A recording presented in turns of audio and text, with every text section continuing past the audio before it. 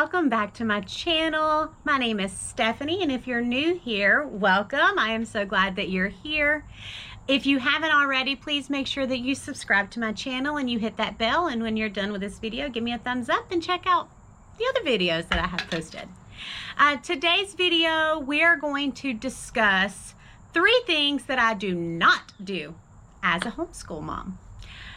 Again, if you're new here, I have 3 arrows. They are 10, they are 6, and 4. So we have a 5th grader, 1st grader, and kindergartner. And my channel is mostly about homeschooling for the time being, and we are hoping to add in some homesteading information and things as it starts in our family. And we're also a blended family. And yeah, that's pretty much our story. So I'm glad that you're here, and let's just jump into this video. So 3 things that I do not do as a homeschool mom that I know a lot of people do, and it just doesn't work for me, so I don't do it. I do struggle with, I don't say I struggle. Let's not say I struggle. Let's not. I have, and I deal with ADHD. So I am on the go, and my mind is constantly just thinking and changing, and I have to learn to kind of go with the flow and try to slow myself down sometimes. So the number one thing that I do not do as a homeschool mom is I do not plan my week out. I just don't.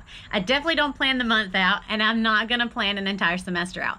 I set a routine, which if you haven't seen my recent or past videos, I do have a routine of what we do on Mondays and Wednesdays, what we do Tuesdays, what we do Thursdays, and how we handle our Fridays. But other than that, I don't sit down and plan out, okay, so this is everything we're going to do tomorrow. This is everything we're going to do Tuesday. This is everything we do Wednesday, Thursday, Friday. I don't do that because I just can't. I'm not.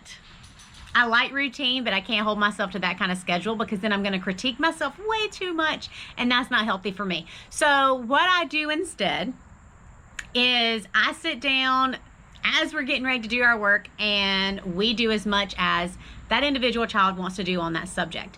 We do try to at least do a full day's worth of work, but if they can't get through that day, that's okay. If they want to do 2-3 days worth, that's okay too.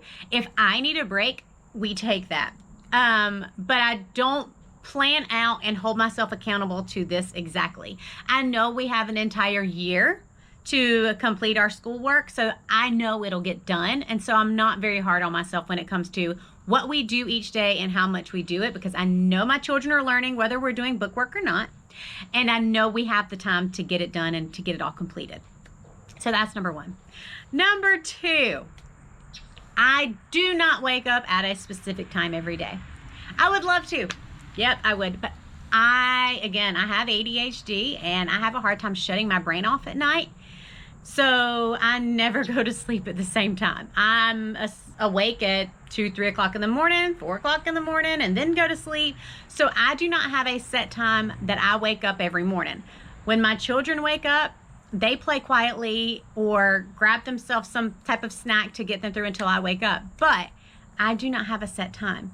When I wake up is really when I wake up, or if they need something and they come wake me up is when I wake up. But I do not set an alarm to wake up at a specific time every morning, because honestly, if I did, some days I'd be working on an hour of sleep, and then some days I'd be working on 12 hours of sleep. So because my sleep schedule is so off, it's just not something I can do at this time. But that is something I'm trying to work on. That is definitely one that I want to fix, because I'd love to get up earlier than my children, spend time with the Lord, and have a better way to start my day.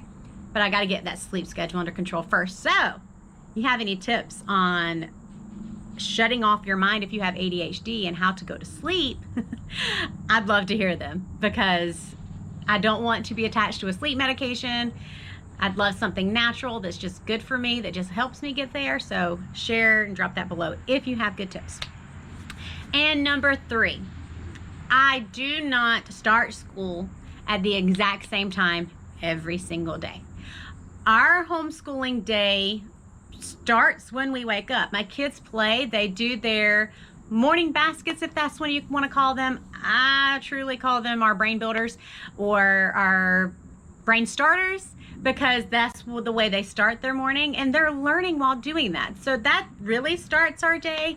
If they're helping me make breakfast, or if they're making breakfast on their own, they're learning with that. They're outside playing, they're learning. So we start our book work after they've had time to play, after they've had time to get their energy out, because my 6-year-old also has ADHD, so he's got to have time to play and get that movement in.